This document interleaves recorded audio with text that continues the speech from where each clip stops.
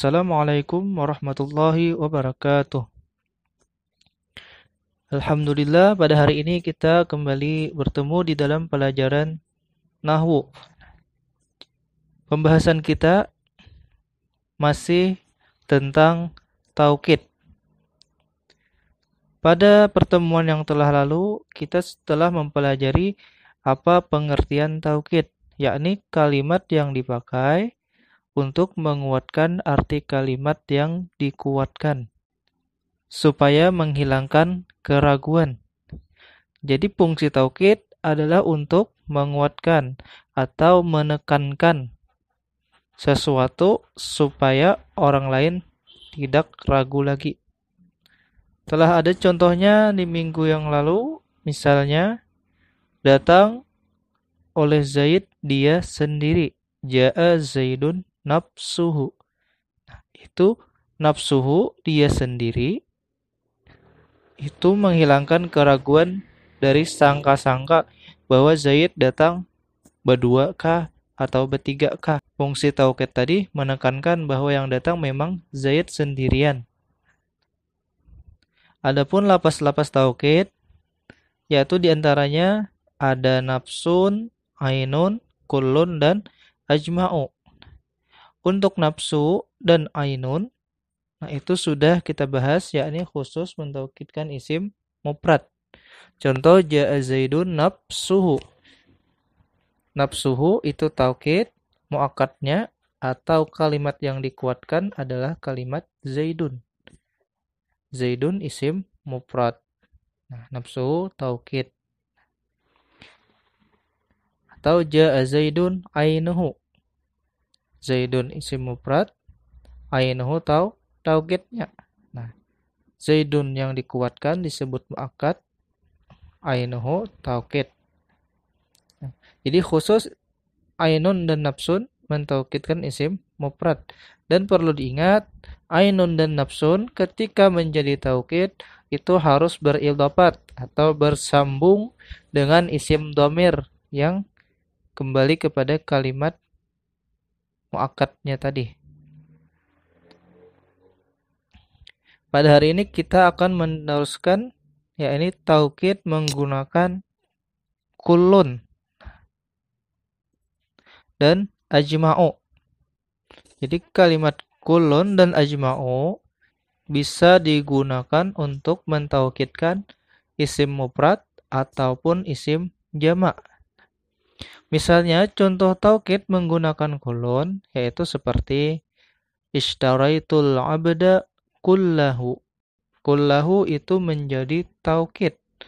Al-abda itu yang dikuatkan atau disebut muakkadnya. Al-abda itu isim mufrad. Kullahu taukid. Atau contoh kedua, ijtama'at tullabu kulluhum. Kulluhum menjadi taukid, at-tullaba menjadi muakkadnya. Nah, di sini ada perbedaan antara contoh pertama dan contoh kedua. Ishtaraitul abda kullahu itu contoh kalimat kullun mentaukidkan isim mufrad. Adapun contoh kedua, ijtama'at tullabu kulluhum itu contoh kalimat kullun mentaukidkan isim jamak. Jamak taksir namanya. Nah, jadi ada perbedaan. Kalau sebelum kullun isim mufrad maka pakai dhamir hu. Kalau sebelum kullun itu jamak maka pakai hum. Jadi perlu dicatat dan diingat, taukid menggunakan kullun, kalimatnya tetap harus beridhofat kepada isim dhamir yang kembali kepada muakkadnya. Nah, jadi untuk kullun itu beridhofat atau bersambung dengan isim. Contoh taukid menggunakan ajma'u. Ja'al qawmu ajma'una. Contoh kedua, ra'aitul qawma ajma'ina. Ajma'una itu menjadi taukid. Muakkadnya yang mana? Muakkadnya adalah al-qawmu. Al-qawmu itu isim yang bermakna jamak. satu kelompok. Nah, yang namanya kelompok itu pengertiannya pasti orangnya banyak. Jadi al-qaumu itu adalah isim jama yang menjadi muakkadnya. Ajma'una menjadi taukid. Ra'aitul qauma ajma'ina. Ajma'ina menjadi taukid, al-qauma menjadi muakkadnya, menempati kedudukan maf'ul bih. Catatan atau perlu diingat, taukid menggunakan kalimat ajma'u tidak perlu diidopatkan kepada isim domir, tapi cukup ditambah huruf waw dan nun atau ya dan nun pada huruf terakhirnya. Seperti contoh tadi, ajma'u, nah huruf terakhirnya ditambah waw nun, atau ajma'ina huruf terakhirnya ditambah ya nun. Nah, itulah taukid. Dan perlu diingat, taukid itu hukumnya mengikut kepada muakkad ketika rafa'nya, nasabnya ataupun khafatnya. Ketika Zaidun barisnya dhammah, maka nafsu pun dhammah juga. Ketika Zaidun fathah, berarti nafsu pun barisnya fathah.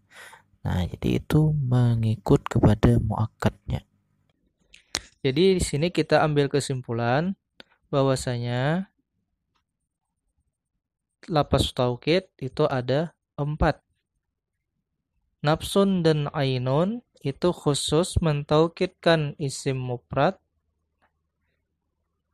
dan lafaz nafsun dan ainun ketika menjadi taukid itu harus beridofat atau bersambung dengan isim dhamir.